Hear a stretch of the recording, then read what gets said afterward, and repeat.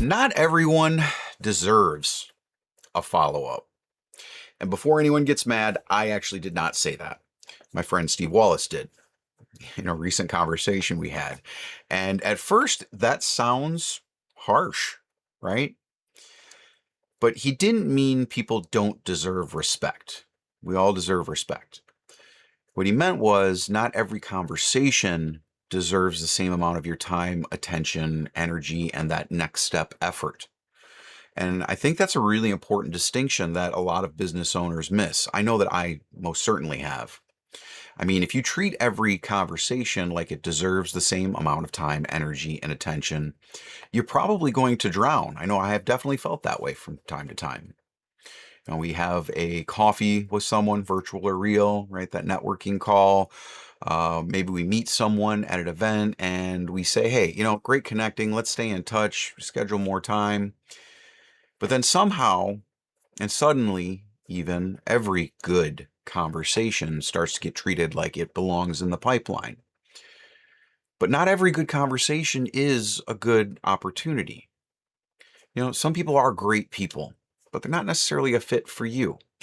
Some people are really interesting, but there's no real alignment in your businesses or what you're trying to accomplish.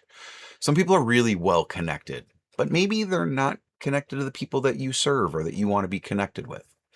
Some people are really nice, and there's nothing wrong with making friends.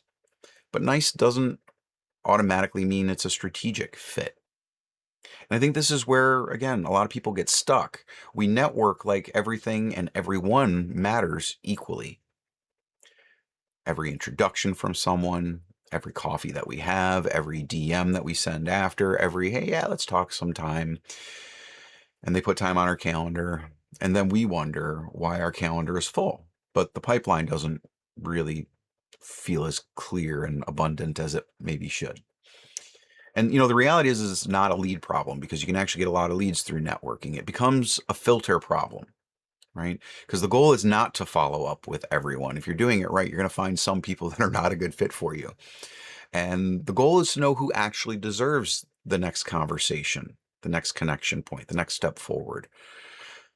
Because the follow-up is not just admin work. I mean, sometimes it feels like that, right? It's just putting in the reps, but the reality is it's an investment of time and attention and energy, and all of those things are expensive. So before you send the next, hey, great connecting with you message, and let's have a follow-up call, and all of the things, and I'm not saying don't do those, but ask yourself, is there real alignment? Can we actually help each other? Do we serve similar people? Do we have trust? Is there, a little bit of momentum? Did it feel good? Is this worth moving forward for mutual benefit? Because not everyone deserves the same follow-up. Some people might deserve a proposal after you meet. Some, maybe it's an introduction. And some people, maybe it's just thank you for a good conversation, and that's it. And all of those outcomes are okay. But if everyone gets the same follow-up, do you really have a strategy? Thank you for a great conversation this week, Steve. I appreciate your time, brother. That's your mustache moment. Enjoy the day.